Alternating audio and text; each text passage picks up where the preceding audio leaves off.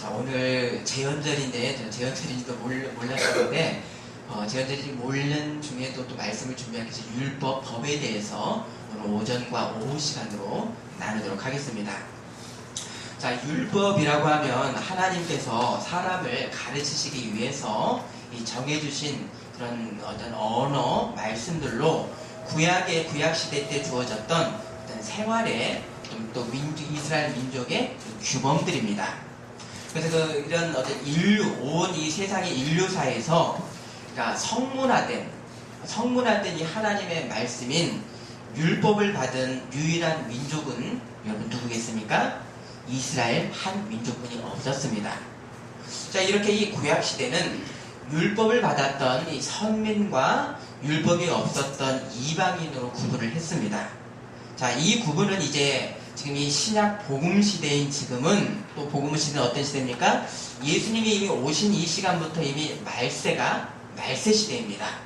자, 이 말세 시대인 이 지금은 예수님 안에서 모든 율법이 완성된 은총 아래서 사는 사람들, 이 사람들을 성도라 그러고, 이 성도는 바로 그리스도의 법, 새 법 아래 사는 백성들입니다.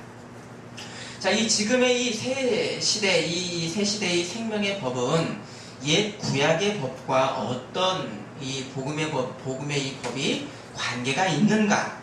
또 우리 여러분들 각자들은 어떻게 구약의 법과 내가 관계하고 있는가에 대한 이 주님의 말씀이 자, 마태복음 5장 17절 18절 읽습니다. 내가 율법이나 선지자를 해하러 온 줄로 생각지 마라.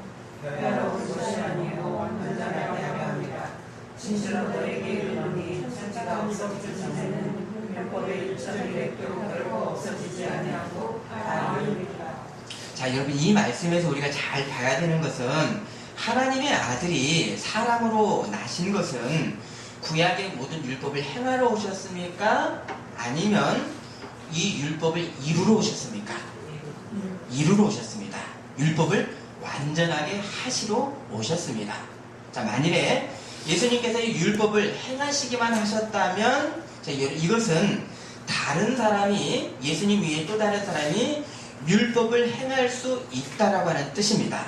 반면에 율법을 완전하게 하셨다, 성취했다라고 하는 뜻은 예수님 이외에 다른 사람이 율법에 대해서 성취할 자리가 없다, 남아있지 않다라고 하는 뜻입니다.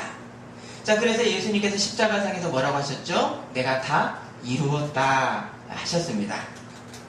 자, 이렇게 이루었다, 완전케 하다라고 하는 이 헬라어 단어가 플레레오라고 하는 이 단어인데, 이 플레레오라고 하는 같은 단어가 이 마태복음과 성경의 어디 곳곳에서 쓰였는가, 우리가 이들 한번 좀 나열을 해보면, 동정녀 마리아가 예수님을 낳았던 것에 대한 말씀이 마태복음 1장 22절에 이 모든 일이 된 것은 주께서 선지자로 하신 말씀을 이루려 하려 하심이니. 자, 그럼 예수님께서 무엇을 이루셨습니까? 바로 선지자가 하신 말씀을 이루셨습니다. 그래, 이것은 어디서 예언이 있었습니까? 이사야 7장 14절에 보라, 처녀가 잉태하여 아들을 낳을 것이요 그의 이름을 임마누엘이라 하리라 라고 하는 이 구약의 말씀이 예수님에게 이루어졌습니다. 또 헤롯의 위협 가운데 예수님이 어디를 피했습니까? 애굽으로 피신했다가 예수님이 나사렛으로 다시 돌아온 그것의 역사가 있죠. 이 역사도 어디에 먼저 예언이 있었습니까? 호세아 선지자가 먼저 예언을 했습니다. 그 호세아 선지자의 예언에 대해서는 마태복음 2장 15절에 주께서 선지자를 통하여 말씀하신 바 애굽으로부터 내 아들을 불렀다함을 이루려 하심이라, 성취하려 하심이라. 자, 이렇게 이 구약의 말씀들이 예수님에 의해서 성취가 된 뒤로는 다른 사람이 그 말씀을 성취할 자리가 있습니까? 없습니까? 없습니다. 예수님이 이미 태어나셨는데 또 다른 어떤 존재가 태어날 필요가 없고 또 그럴 수도 없습니다. 예수님이 다 이루셨습니다.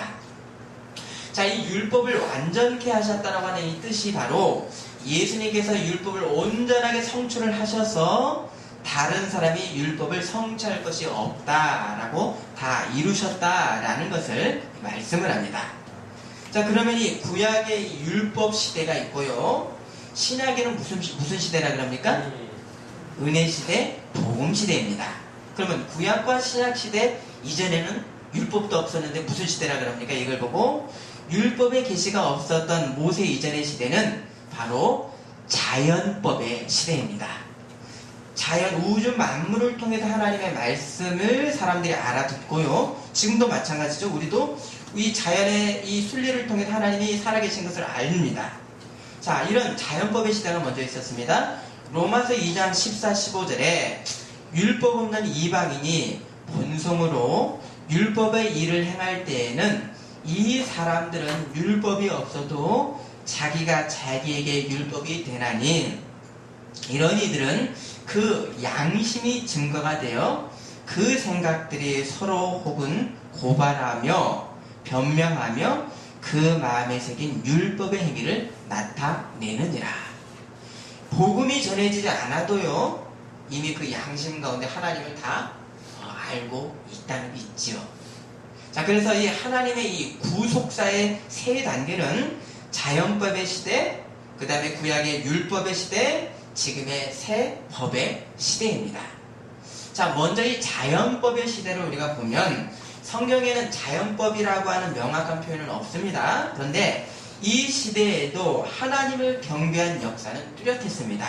예를 들어서요, 아담의 아들들인 가인과 아벨이 하나님 앞에 누가 어떤 성문화된 율법이 없었음에도 이들은 뭘 했습니까? 하나님 앞에 첫 소득으로 제사를 드렸습니다. 자, 그래서 그래서 이 천지창조 이후에도 이 사람이 범죄한 이후에도 하나님은 사람의 후손들을 그냥 법 없이 두시지를 않았습니다. 자, 그래서 동생을 죽이려고 하는 가인에게 하나님께서 뭐라고 하셨습니까? 바로 네가 너의 그 살의를 다스려라 라고 하셨습니다. 곧 이 자연법의 시대는 율법이 없었지만 사람의 양심으로부터 하나님의 말씀을 듣고 순종을 했었습니다. 그런데 이 시대에도 홍수 전의 사람들은 자연과 양심을 통하니 하나님의 말씀을 듣고도 어떻게 했죠? 끝까지 범죄를 해서 이들은 물로 심판을 받았습니다. 자, 이렇게 율법 이전에도 하나님 계시의 말씀을 듣고 순종하는 사람들을 보고 노아는 의인이다 라 그랬고요. 또 의인이라고 칭함받는 사람, 대표적인 사람이 누가 있을까요? 올림받는 사람 에녹이 있었고요.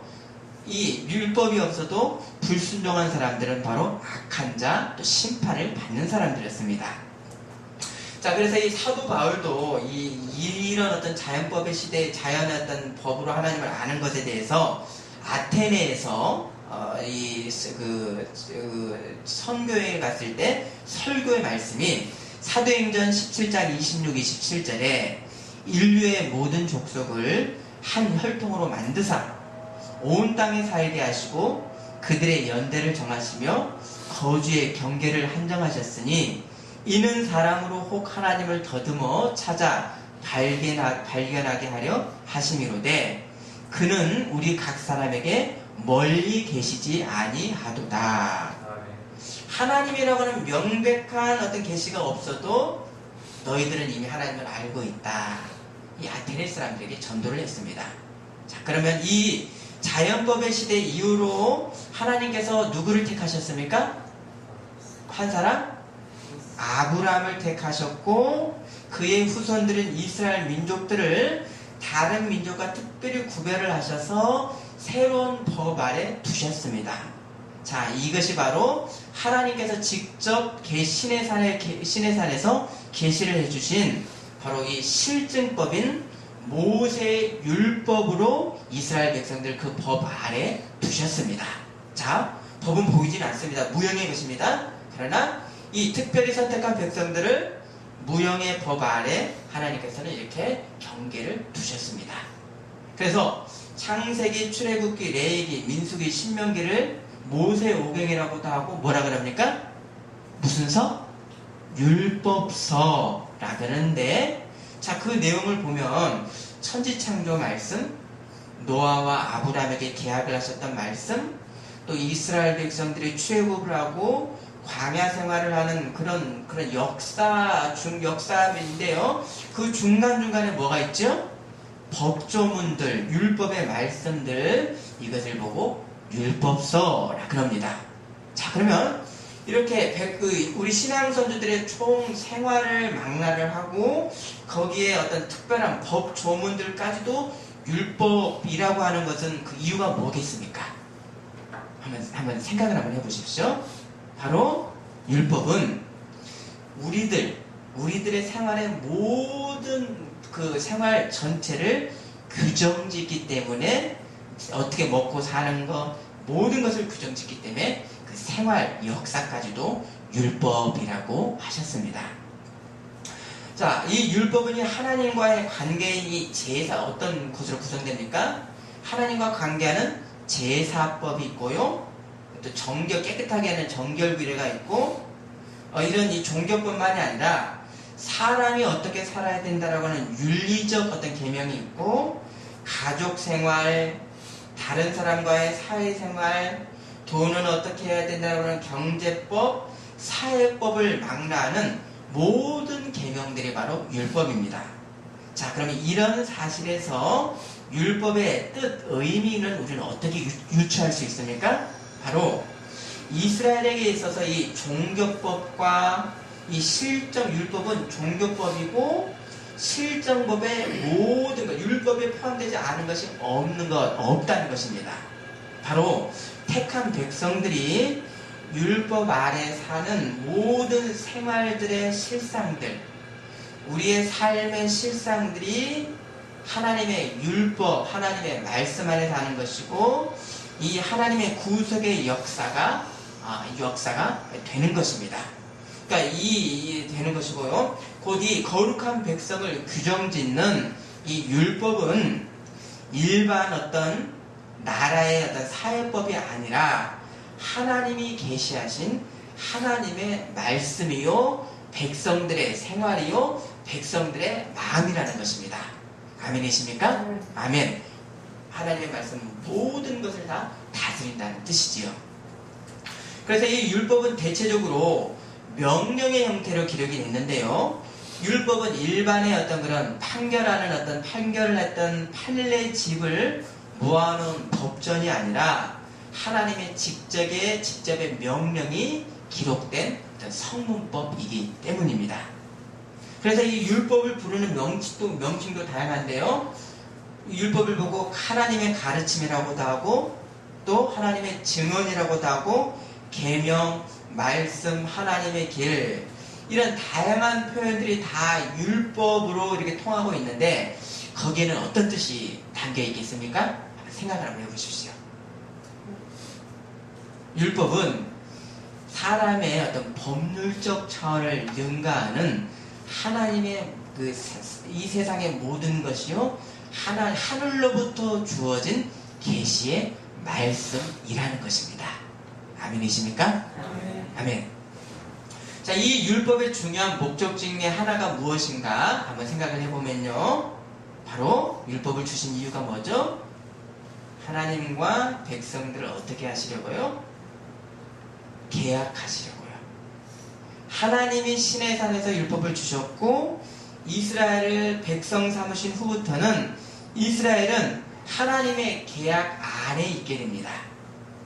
그래서 이 계약대로 이스라엘은 하나님의 법을 순종하겠다라고 하는 이 다짐에서부터 선민이 되었고, 이 이스라엘의 역사가 한 나라의 역사가 아니라 어떻게 됩니까? 하나님의 나라의 역사로 우리에게 지금 이렇게 가르침을 주고 있고, 하나님의 나라 역사였습니다.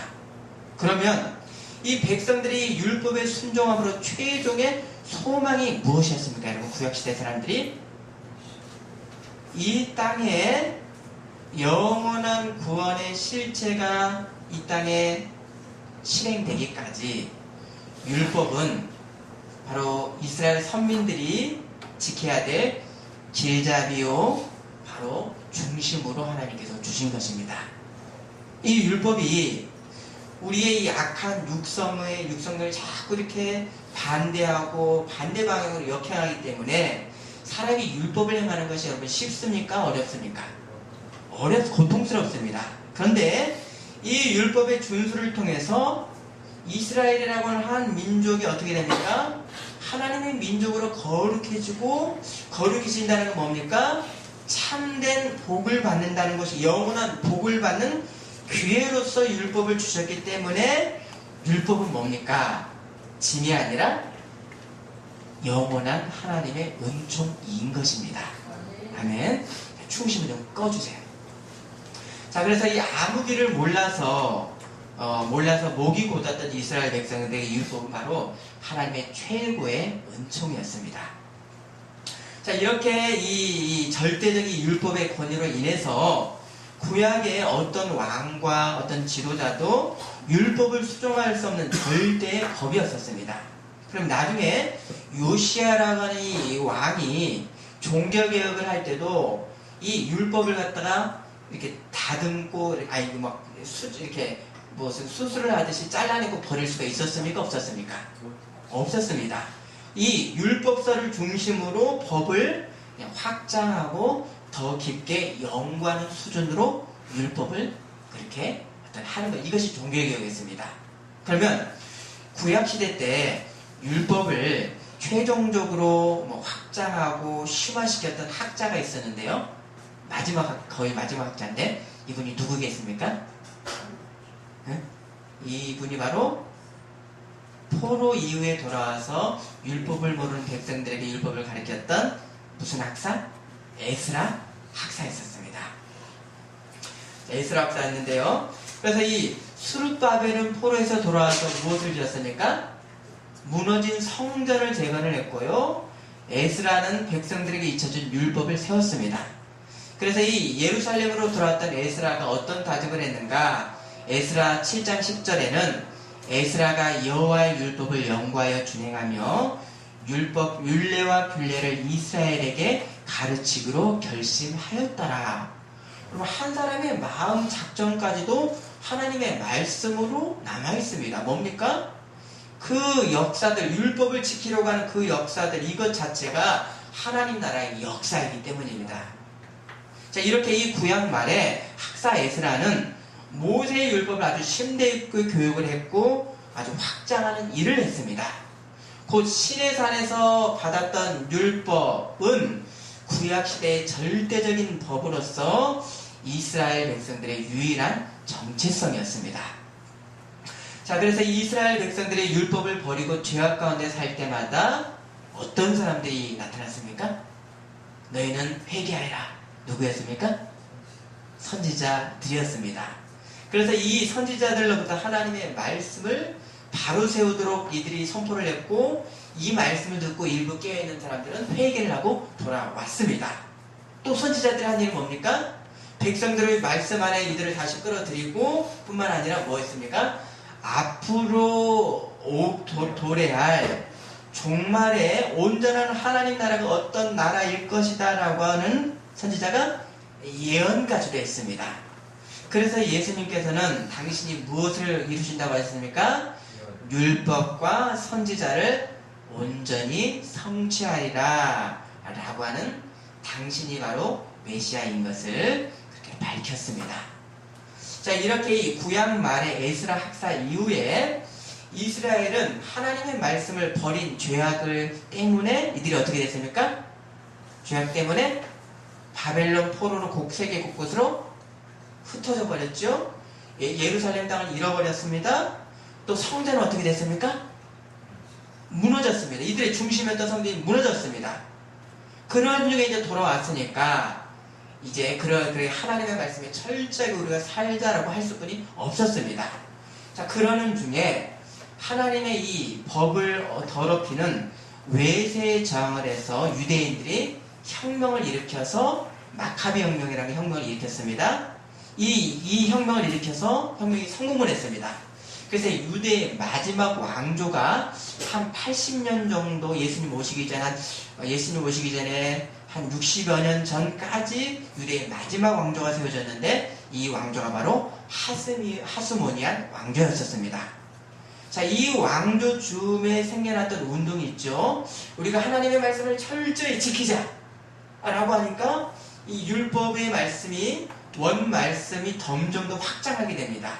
그래서 우리의 생활 가운데 구체적으로 어떻게 하나님의 말씀을 지켜야 되는가 해석하고 적용하는 그 율법의 해석 운동이 바로 뭐였습니까? 바리새파 운동이 예수님 오시기 한 100여 년 전, 200여 년 전부터 바리새파 운동이 이어졌습니다. 그래서 그리고 이 또 한 파가 있고요. 또 한 파가 어떤 파였습니까? 이 모세 오경 이외에는 율법은 없다라고 하는 사두개파 사람들, 그래서 이 사람들로 이렇게 두 부류로 이어졌습니다. 자, 이 전통이 어디까지 이어졌습니까? 예수님까지 그대로 이어졌습니다. 자, 하지만 이 바리새인들이 하나님의 계시의 율법은 또 인정한다고 하면서 사람이 만든 이 법까지도 하나님의 법과 동등한 권위를 갖는다라고 하니까 어떤 현상이 나타나겠습니까? 한번 생각해 보십시오. 하나님의 말씀도 있고 사람이 만든 계명도 있고 동등하다라고 하니까 무엇이 중심이 돼야 되는지 그 중심이 없어져 버립니다. 맞습니까? 다 중요하다라니까 오히려 사람이 만든 것이 더 중요하다라는 어떤 그런 이 아주 심각한 죄악 가운데 이들이 빠져버렸습니다. 그래서 예수님 말씀이 뭐라 그랬죠? 너희가 하나님의 계명은 버리고 사람의 전통을 오히려 지킨다라고 그들의 아주 잘못된 부분에 대해서 정죄를 하셨던 것입니다. 자, 이 뭡니까? 하나님을 예배하는 것이 아니라 거짓 종교 생활을 제가 하고 있구나 라고 책망을 하신 것이죠. 자, 이렇게 사람의 어떤 생각까지도 하나님의 말씀과 똑같은 권위가 있다고 할 때는 무엇이 진리인지 어떤 구분이 없어지는 현상들이 나타나게 됩니다. 지금도 많습니다. 이런 혼돈이 되고 이 어떤 하나님의 말씀만이 진리라고 하는 여기에서 이것이 있어야 되는데 이것이 없이 다 진리다 라고 하는 상태가 되면 어떤 상태가 됩니까? 종교적인 무질서 상태가 됩니다. 자, 이런 현상들이 어떻게 나타나고 있죠, 요즘? 하나님의 계시인 기독교와 사람이 만든 종교인 철학인 불교도 어떤 이슬람교도 어떤 다른 어떤 종교도 동일하게 구원받을 수 있다라고 하는 종교다원주의가 이런 어떤 그런 바리새적인 어떤 그런 오류의 동일한 그 원리로서 발생하고 있는 것입니다. 그래서 이 사람의 이 율법 해석이 하나님의 말씀과 같은 권위라고 할 때 그 가르침은 오히려 사람에게 무거운 짐이 되어버렸습니다. 너희가 무거운 짐을 묶어서 사람의 어깨에 메웠다라고 하는 그 말씀이 예수님의 말씀이었습니다. 자, 이런 이 율법을 생활 전반에 적용하는 이 해석이 주를 이룰 때 그러면 가장 큰 위험성이 뭐였겠습니까? 바로 사람이 어떤 내가 행함으로 내가 의의 반열에 들어갈 수 있다라고 하는 어떤 사상? 공로사상, 율법주의로 이 바리새인들이 심각한 죄악 가운데 빠졌던 것입니다. 지금도요, 교회 가운데 하나님의 은혜가 없을 때 나는 뭘 하는데 너는 왜 안 해? 라고 하는 어떤 공로에 나를 높이고 다른 사람을 가르는 구별하는 모습들이 우리 교회 가운데 나타날 수 있습니다. 자, 이제 이 구약말의 선지자들은 완전한 새 율법을 전할 이 메시아가 나타날 것을 예언을 했습니다. 이사야 2장 3절에는 많은 백성이 가며 이르기를 우리 한번 찾아보십니다. 이사야 2장 3절입니다.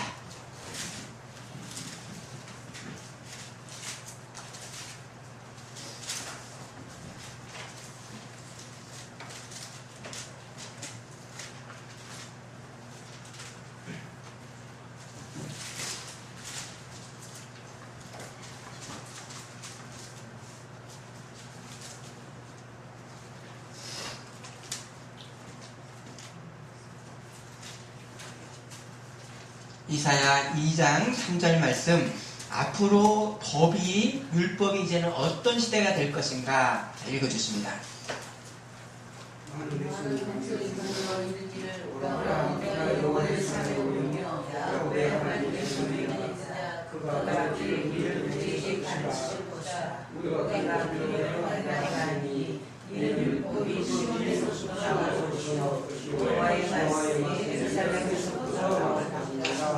여호와의 말씀이 예루살렘 곧 거룩한 땅에서부터 나올 것이다 예언을 했습니다.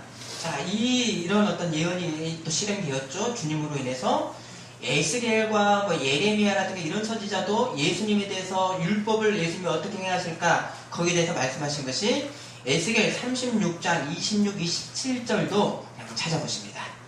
에스겔서 36장 26, 27절입니다.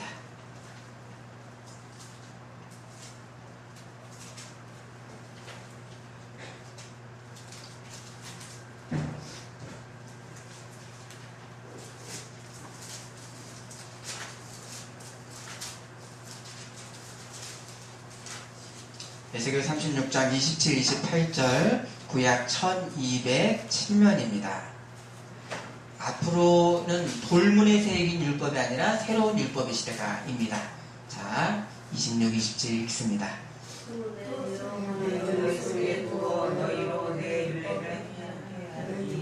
너희가 내 죄를 증명할 것이다.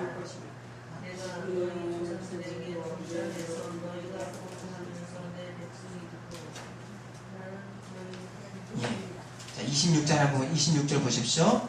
새 영을 너희 속에 두고 새 마음을 너희에게 주되 너희 육신에서 굳은 마음을 제거하고 부드러운 마음을 줄 것이며 라고 했습니다. 자, 우리가 사는 이 시대는, 예수님이 안에 있는 이 시대는 이렇게 구약 백성들이 도달할 수가 없었던 하나님에 대한 지식이 사람인 나와 하나가 되는 시대를 예언했고 이것이 우리 가운데 이루어졌습니다. 아멘이십니까? 아멘. 하지만 이 구약 선지자들은 이런 어떤 새 시대의 큰 그림은 예언을 했었지만 정확히 어떻게 할 것이다 라고 하는 내용이 사실 없었습니다. 개략적인 말씀만 예언을 했었습니다. 자, 그런데 이 예언대로 하나님 나라를 이 땅에 세우신 예수님께서는 구약의 옛 시대와 새 시대의 구분을 말씀하셨는데 율법과 선지자는 요한의 때까지요. 그 후부터는 하나님의 나라의 복음이 전파되어 사람마다 그리로 침입하느니라. 자, 그럼 구체적으로 어떻게 율법과 선지자를 예수님께서 완전하게 하셨는가? 곧 우리가 사람이 하나님의 아들을 예수님을 믿는 것의 또 다른 표현이 뭡니까? 복음이라고도 하고요. 믿음은 어떻게 되죠? 구원받죠? 구원은 또 다른 표현은 뭡니까? 하나님 나라이죠. 천국이죠. 맞습니까? 아멘입니까? 아멘입니까? 아멘. 믿는 것은, 예수님 믿는 것은 천국이죠. 그리고 이미 천국의 사람이 된 사람이 필연적으로 드러내는 것이 무엇인가? 그것이 바로 의로움입니다. 이미 천국 백성이 된 성도들이 내가 의 자체가 되었고, 왜 의 자체가 됐습니까? 의 자체에 있는 예수님과 성령의 신비한 연합으로 예수님과 내가 하나가 되었기 때문에 내가 의가 됐습니까? 안 됐습니까? 이미 의가 되었습니다.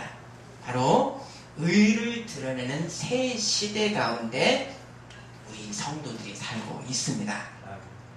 이렇게 예수님이 율법을 다 이루어 세우신 이 천국은 사람이 무언가를 행해서 천국에 들어와라 라고 하는 것이 아니라 내가 이미 예수님 안에서 의가 됐다입니다.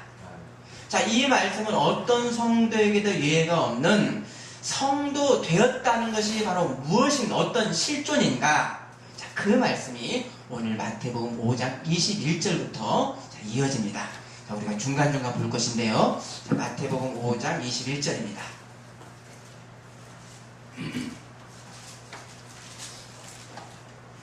자, 제가 먼저 21절 보시면 읽습니다. 옛 사람에게 말한 바 살인하지 말라, 살인하면 심판을 받게 되리라 하였다는 것을 너희가 들었으나, 자, 22절은요. 나는 너희에게 이르노니 천만을 받으리고 응대를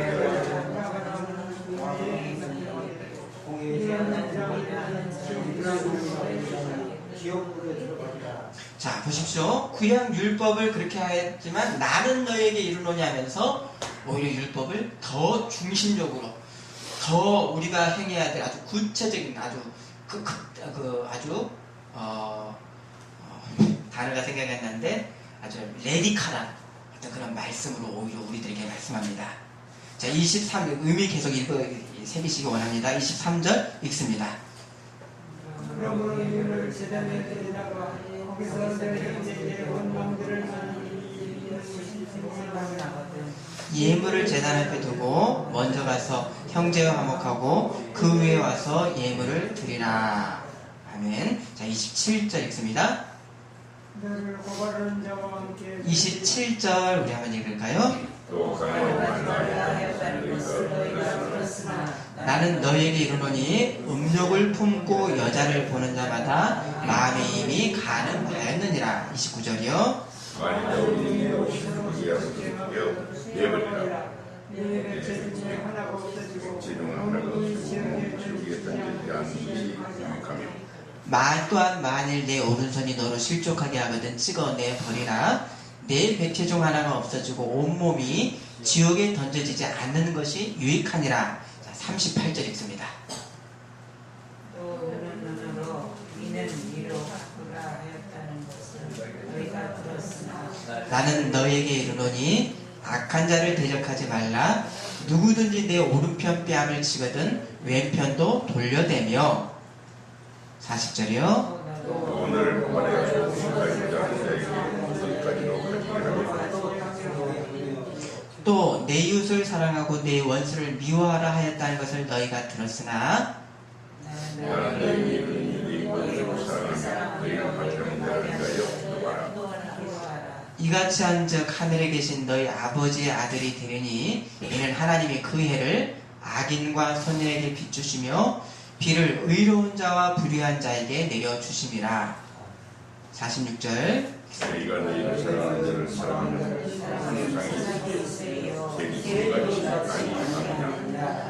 또 너희가 너희 형제에게만 무난하면 남보다 더하는 것이 무엇이냐? 이방인들도 이같이 아니하느냐?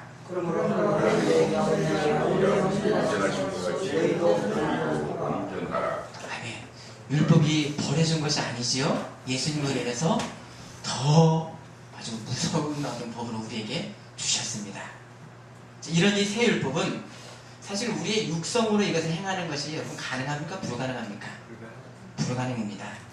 그런데요, 예수님 안에 있는 우리가 새 법을 행할 수 있는 것, 이것이 가능해진 것은 우리가 새롭게 이렇게 태어난 능력, 우리가 거듭난 것이 사람에게서가 아니라 우리는 하나님의 능력으로 거듭났기 때문입니다. 아멘이십니까? 내가 못한 것을 하나님의 능력으로 거듭났기 때문에 이 엄청난 말씀도 하나님의 능력 안에서 가능하다는 것입니다. 아멘이십니까? 아멘. 이것은 성부, 성자, 성령의 세상에 대한 하나님의 사랑에 대한 하나됨이 어떤 증거로서 우리에게 주셨습니까? 이 세상의 역사로서 주셨습니까? 당신의 몸을 내어 주시기까지, 찢어서 주시기까지의 사랑으로의 율법을 다 이루신, 의를 다 이룬 그 의를, 하나님의 사랑의 의, 절대적 의, 바늘구멍 하나도 들어갈 수 없는 절대적 의를 누구에게 주셨습니까? 믿는 사람들에게 한 몸으로 주셨기 때문입니다. 그래서 부자가 천국에 들어가는 것이 낙타가 바늘귀에 들어가는 것 같다라고 하는 말씀에 제자들이 놀라서 그러면 누가 천국에 들어갈 수 있습니까? 두려웠습니다. 그때 예수님 말씀 뭐라고 했습니까? 사람으로는 할 수 없으나 하나님으로서는 다 하실 수 있느니라. 그럼 부자만 천국에 못 들어갑니까? 우리는 천국에 들어갈 수 있는 사람입니까? 사람으로는 할 수 없으나 하나님으로 하실 수 있느니라. 성령이 너에게 임하시면 너희가 권능을 받고 라고 하셨습니다. 바로 성령이 임함으로, 성령이 계심으로 우리가 이 엄청난 말씀도 사실 행할 수 있는 능력이 이미 우리에게 주어진 것입니다. 결국 이 새 시대인 하나님의 나라의 법은 두 가지로 요약이 됩니다. 하나님의 사랑, 하나님 사랑과 이웃 사랑, 타자의 사랑, 또 세상 다른 자연과 피조물에 대한 사랑입니다. 하나님을 사랑한다라고 하면서 다른 사람과 어떤 타자, 자연, 피조물을 사랑하지 않을 수가 없습니다. 이건 하나이기 때문입니다. 이 새 법은 과거의 율법보다 더 과격한 영원법입니다. 너희가 형제를 미워하는 자는 이미 살인했느니라. 오른뺨을 치거든 왼뺨도 돌려대라. 원수를 사랑하고 위해서 기도하여라. 이 새 영원법을 우리 성도들마저도 마치 쇼윈도우 안에 걸려있는 그냥 보는 옷으로 나는 안 입어도 돼 라고 여길 수가 없는 이 법은 어떤 법이니까 영원법이고, 그 법이 내 몸 일부가 된 법인 것입니다. 말씀인 것입니다. 우리의 각 성도의 상황에서 준수하는 실정법입니다. 하지만 성도는 뭡니까? 이미 소금이 되었고, 이미 빛이 되었고, 이미 천국이 되었기 때문에 천국의 본연인 짠맛을 내고 빛을 내고 의를 드러내는 것입니다. 의를 드러내서 천국에 가는 것이고 거는 것이 아니라, 짠맛을 내서 소금이 되는 것이 아니라 이미 소금이 되었고 이미 빛이 되었습니다. 그래서 우리의 의가 어떻게 나타나고 있는가 한번 헤아려 보십시오. 이 새 법의 실증이 어떻게 우리들의 삶 가운데 나타나고 있습니까? 지금 여기서, 바로 이 자리에, 항상 여기서 내가 하나님을 사랑하는 것이 다른 사람들에게 어떤 아름다운 말을 나는 전하는가? 내가 다른 사람을 어떻게 따뜻한 시선을 품고 보고 있는가? 미운 사람일지라도 그가 하나님의 은혜 아래 있는 것을 나는 보는 사람인가? 그래서 우리가 용서와 사랑의 의지를 갖고 있는가? 다른 사람에게 배려와 나눔은 있는가? 온갖의 상황 가운데 새 법 아래의 그 의가 나에게는 있는가? 이 질문, 여러 가지 질문들이 가능합니다. 당신의 부활의 몸으로 세우신 하나님 나라의 이 새 계명은 성도가 하나님 앞에 지금 드려야 될 아름다운 제물입니다. 여러분, 구약시대 제물 드리는 어떤 그 법은, 그 복잡한 것은 없어졌는데요, 지금의 제물은 어떻게 드립니까? 이 예수님 말씀으로 행하는 것, 이것이 모양만 다르지만 하나님 앞에 짐승 제물을 드리고 아름다운 향기로 제물을 드리는 제물인 것입니다. 아멘이십니까? 아멘. 거룩한 영적 예배입니다. 만일 우리가 하나님 앞에 예배 드린다고 하면서 이런 어떤 삶의 제물이 없는 빈손으로 사는 것에 아픔과 민감함이 없다라고 하면, 여러분, 이것은 어떤 내가 심판을 받을까 말까, 내가 천국 백성이 아닐까 말까, 이런 차원이기보다는 무엇을 우리는 생각 먼저 해야 하는 게 좋은가, 저의 어떤 말씀인데요, 하나님 나라의 유업을 풍성히 받도록 하나님께서 나에게 지금 시간을 주셨습니다. 기회를 주셨는데, 이 복을 계속해서 내가 거부하고 있고 발로 차고 있는 그런 아주 어리석음 가운데 내가 있다는 것을 생각해 볼 수가 있는 것입니다. 기도하시겠습니다. 하나님 아버지, 율법을 온전히 이루셔서 이 완전한 의를 우리에게 한 몸으로 주신 하나님 아버지, 감사를 드립니다. 내가 천국이 되었고 내가 예수님 안에서 의가 되었기에 이 의를 증거하는 그런 천국의 본연의 모습이 우리 가운데 구체적으로 있게 하여 주옵소서. 하나님, 이것은 율법이 아니라 하나님, 내가 의이기에 이 의를 드러낼 때 하나님께서 영원한 상을 주시려고 하는 이 하나님의 축복인 것을 기억하는 지혜로운 사람 되게 하여 주옵소서. 예수님 이름으로 기도드립니다. 아멘.